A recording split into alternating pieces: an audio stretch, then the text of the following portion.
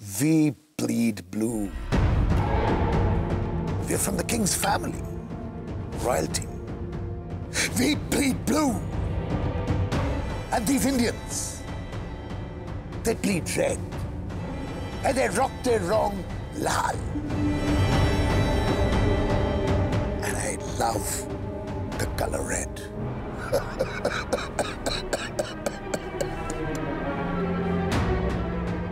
এবার বুঝলে মুখার্জি।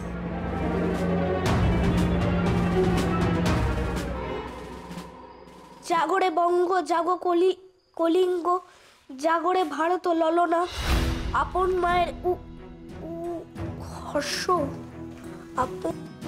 সুবি, তুই এই কবিতাটা ছোটলাটের সামনে শোনাবি?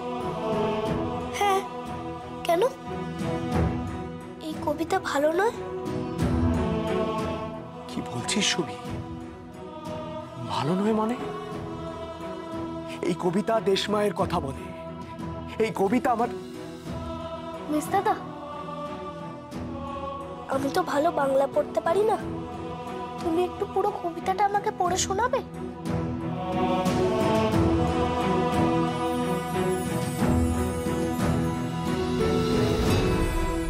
এই স্বদেশী কবিতা সুবি কি করে ছোটলাটের সামনে শোনাবে?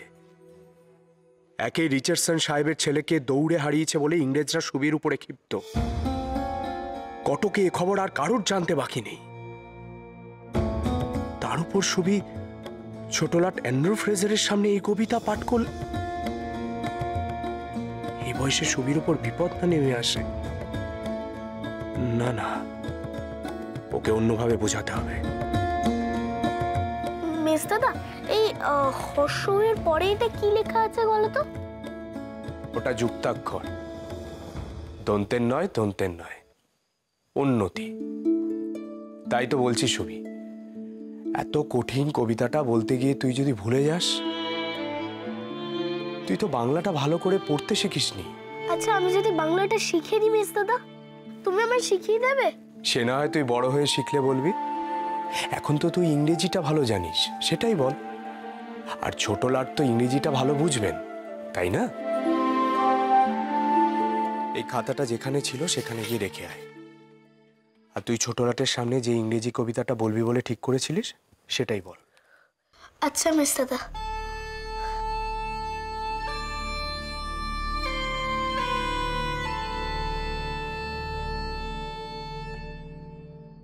ভাগ্যিস সুবি বাংলাটা ভালো জানে না, না হলে অনর্থ হয়ে যেত।